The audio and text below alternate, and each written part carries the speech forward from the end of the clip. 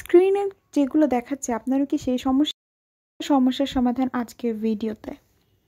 আজকে আমি আপনাদের সাথে শেয়ার করব আমি ঘরোয়া কিছু উপাদান দিয়ে কীভাবে আমার স্কিন কেয়ার করি সেটা।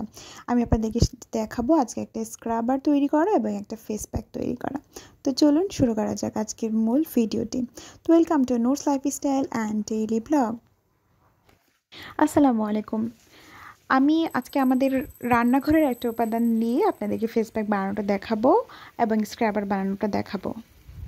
আমি শুরুতে যে স্কিনের প্রবলেমগুলো দেখিয়েছি, যেমন স্কিন যদি রোদে পুড়ে যায় এবং স্কিনের যদি বয়সের ছাপ চলে আসে আর স্কিনে যদি ব্রণের কোনো দাগ থেকে থাকে, তাহলে আপনি অবশ্যই মসুর ডালের বানানো যে কোনো ফেস প্যাক অন্তত সপ্তাহে 3 দিন আপনি ইউজ করবেন। দেখবেন আপনার স্কিনটা 1 সপ্তাহের মধ্যে একটা সুন্দর একটা পর্যায়ে চলে যাবে।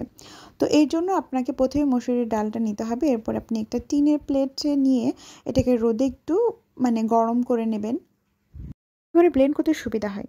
স্ক্রাব বানানোর জন্য আমি গ্রিন টি নিয়ে নিচ্ছি।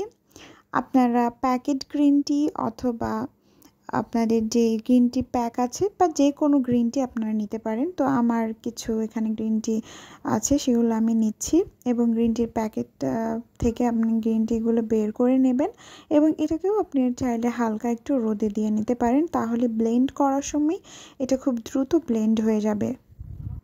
গ্রিন টিও আমাদের স্কিনের যে রোদে পোড়া ভাব আছে সেটা দূর করতে খুব সাহায্য করে। এই জন্য স্ক্রাব বানানোর জন্য আমি অবশ্যই এখানে গ্রিন টি ইউজ করব। আর গ্রিন টির উপকারিতা আরও কত যে আছে এটা আসলে বলে শেষ করা যাবে না। আপনারা একটু গুগল সার্চ করলেই এটার উপকারিতা পেয়ে যাবেন, স্কিনের জন্য কতটুকু এটা সুইটেবল, এবং যে কোনো স্কিনের জন্য, সেন্সিটিভ স্কিনও গ্রিন টি খুব ইজিলি ব্যবহার করতে পারবেন।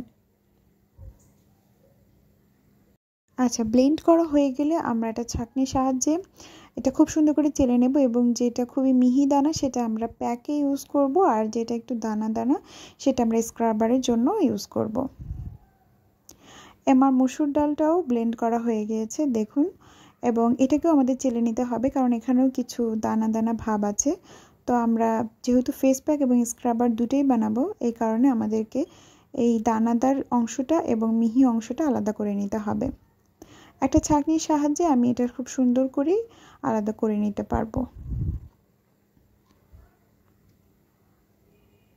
তো আপনি একটু ধৈর্য ধরে এটা সুন্দর করে চেলে নেবেন। চেলে নেওয়া হয়ে গেলে যে দানাদার অংশটা আছে সেটা আমরা স্ক্রাবার বানানোর জন্য আলাদা করে নেব, আর নিচে যে মিহি অংশটা আছে সেটা আমরা প্যাক বানানোর জন্য আলাদা করে নেব। স্ক্রাবার বানানোর জন্য মসুর ডালের গুঁড়া এবং গ্রিন টির গুঁড়া এই দুটো আমরা সুন্দর করে মিক্সড করে নেব এবং এটা একটা কৌটায় রেখে আমরা বাথরুমে বা যে কোনো জায়গায় রেখে দিতে পারি এবং সপ্তাহে 2 থেকে 3 দিন আমরা আমাদের স্কিনটাকে স্ক্রাব করে নিতে পারি এটা দিয়ে, এবং এটাতে কোনো ধরনের কেমিক্যাল নেই এবং আপনাদের স্কিনে কোনো প্রবলেমই হবে না, বরং স্কিনের যত সমস্যা আছে সব সমাধান হয়ে যাবে। আরেকটা কথা, আপনি যখন স্ক্রাব করবেন কখনোই ঘষে ঘষে স্ক্রাব করবেন না, এতে আপনার স্কিন কিন্তু ড্যামেজ হয়ে যেতে পারে।